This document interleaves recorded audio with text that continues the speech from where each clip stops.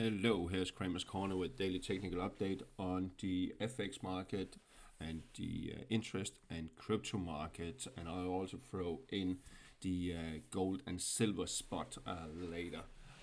Let's have a look at this educational video. There's no recommendation, and this is purely to demonstrate how I try to read the market using technical analysis. So the overall FX market is fairly boring at the moment. Euro dollar can't really make up its mind what it wants to do. Will it actually push higher towards 118 and a half, 119 and higher? Well, technically it should, but again, it is really not doing much. It is struggling for upside momentum. I mean, it is above the cloud. It is in a positive sentiment. It is above its rising trend lines, but they are virtually flat. So they're not giving you much.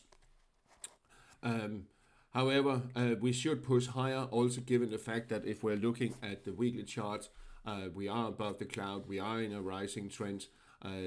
We are in positive sentiment, but for now it is struggling a little bit for upside momentum. So it is really taking a breather with now a clear direction. But it can, if we get some micro numbers that really are moving it, maybe that's what we are waiting for. Sterling dollar, same picture. I mean, it is in a bullish trend on the daily chart, as we can see here. It's above the cloud also. Moving averages rising, all of them 55 above the 200. Positive sentiment, although it is declining a little bit. But also on weekly, we can see we are in a bullish trend above the cloud. Positive sentiment, never closed below 40 since it broke above 60 there. But here, a couple of weeks ago, it got rejected at 60 threshold. So it's really struggling for upside momentum. Euro sterling has been bouncing a little bit here the past few days, crawling higher to 50% of this downtrend here. I think maybe we could see a push higher to resistance at 61.8 retracement there at just around 86.90 and the upper part of the cloud. But then we also have the moving average coming down to 55, the 100 and the 200 up here, kind of putting a lid on. So even if we get up there, I don't think we get much higher than that, but keep an eye on that level. On the weekly, we can see, well, we are in a bearish trend, but it is pausing, and it is the 86 level that is really the key support area that is still holding on. Negative sentiment on the RSI on daily, but it's turned around a bit here. On the weekly, it's actually positive sentiment. So what I will do, I will add a trend line here on the weekly. If it breaks above that one, then it could turn around to this bearish picture and crawl back above the cloud, but then it needs to take out 87.45, 87.50 to really re-establish a bullish trend. So there's a bit of way to go with these overhead resistance levels there. On the yen pairs, after the Bank of Japan intervention a couple of times, maybe the buyers or the bulls are not that optimistic about pushing it higher, but we are slowly crawling in towards a resistance there just below 158. If it takes out that, well, then maybe it will try for a push higher towards the previous. Oops, that one missed. Let me just 1 moment. Sorry about that. Let me get it there. We are. So the entire move up here, this is around 50% of it. Then there could be room up to 61.8 at 158.55, where we have the 55 moving average, also giving it a little bit of a hard time, and the other part of the cloud. And we are still having negative sentiment. So maybe it will be a hard struggle to get up there and even higher. The euro yen also bouncing here yesterday, trying to crawl back. It never closed below the cloud, which is a sign of some strength at least. However, there's a little bit of negative sentiment, but we are above the cloud. Now we also back above the 100 and the 55 moving average, and there should be room up to around 186 and a quarter, where we have some resistance then kicking in, and that could be a bit of a struggle for euro yen to get up there. Aussie yen, bounced quite strongly after it got beaten down. So now it is trading around the 786 retracement. It's been there before. Could crawl higher. I think if it takes out the peak today, and especially the peak here from the 6th of May at 114.30 and a change, then it could be testing the 114.70 peak there once again, and this rising trend line there. So keep an eye on that. If it takes out the lows from yesterday at 112.75, then it could be set back to 111.30 area, these lows here. The sterling yen also has bounced, but the around the 61.8 retracement seems to be where it is struggling. 214.25 is where we are being set back 1, 2, and now 3 times, and that is what it is struggling with at the moment. I think if it takes out the peak from yesterday, which is just above the 61.8 retracement, the peak from yesterday at 214.45, I always add a little bit to this peak here.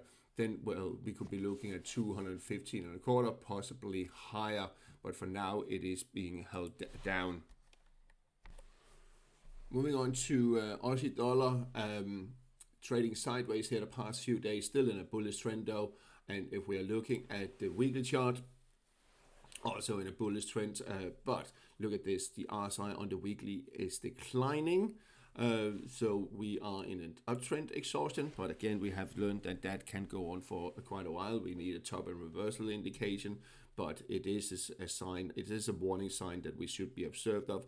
Also, this is also declining on the daily, as we can see here. So also uptrend exhaustion here on the Aussie dollar on the daily, on the short term. Unless it can take out, and let's just add the horizontal line to it so it's much more clear. But if it can take out 72.80, and that's what I say, I always add a little few extra pips and round off, because we are in the FX market. It is over the counter, so there's a little bit of difference between various data providers. But 72.80, if it takes out that, then we could be looking at the 73.5 level up here. But other than that, it seems like we could set back a little bit. And what I will do in this case, just to illustrate where we could move to, I will add Fibonacci to this uptrend here, this way here, and then we have some levels to look out for. So let's see about that. But key support is at 71. If it takes out that and close below, well, then the uptrend has been reversed. The dollar Canada, key strong resistance here around 137.15. We have the it has tried a couple of times at that level, got knocked back down.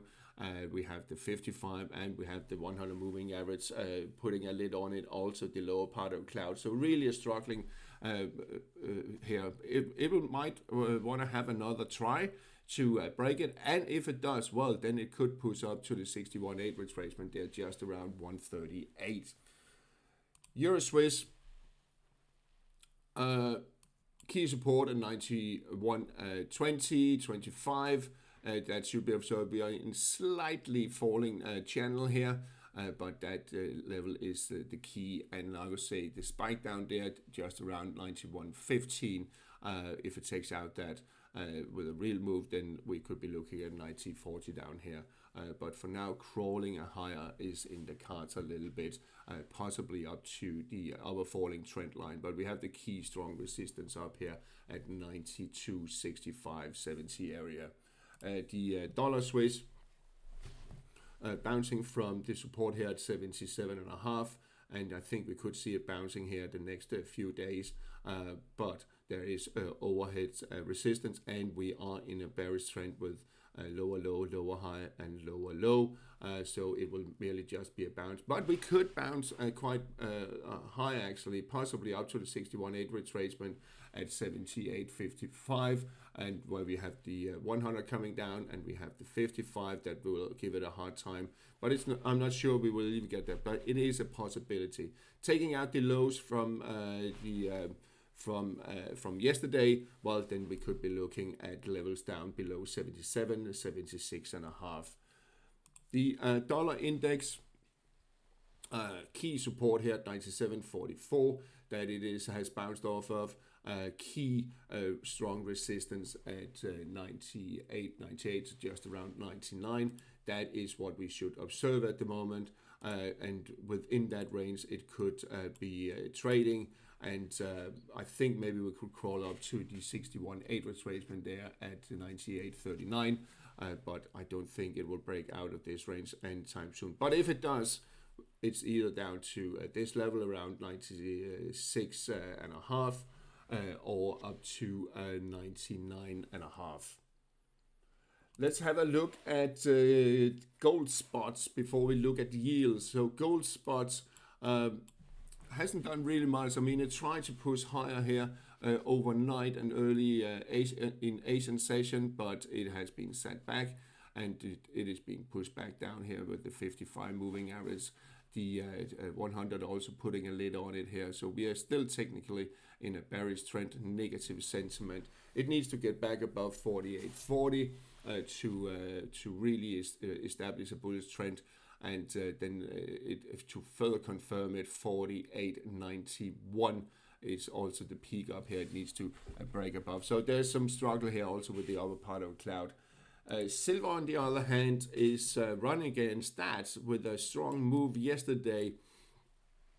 Suddenly pushed above the resistance there at 83.05, establishing a bullish trend, confirmed by RSI back above 60 threshold. So for silver, there's now possibility up to 90 level where we have some resistance, and possibly up to the levels around 96 and a half, area 96.25. That will be key towards the next few days. I think we could sit back a little bit, testing the now support here at 83 from the other side, and then possibly push higher. So the key question is, will or can gold follow? And usually they follow each other, but the moment there is some divergence going on there. And just very quickly, also platinum has been lifted yesterday, but being knocked back here overnight and in Asian session from the 100 moving average, and it still has key strong resistance up here at 2170. And let's have a look at the yields. US 10-year Treasury yields. Still in a bullish trend here, crawling slowly higher. If it takes out 445, which I believe it will eventually, positive sentiment indicating higher levels. All moving averages are rising, and we could see a push up to 4.5 fairly soon. And moving on to the European yields, it's been bouncing past a couple of days, but still in the range here between 313 and 290. If it breaks out to the other side, well, then we are looking at 320, 325. The UK 10 also bounced here yesterday from its 61.8 retracement of this move up there. And then you can ask, why don't you measure from here? Yeah, but this is a cleaner one, so it gives better results, and the other one is the noise. But key resistance here at 510, 511. If it takes out that, well, then we are looking at 525. Japanese crawling higher, new highs again towards the 264. Could be reached. 260 is very close to. So a bullish trend on the Japanese 10 and could push higher.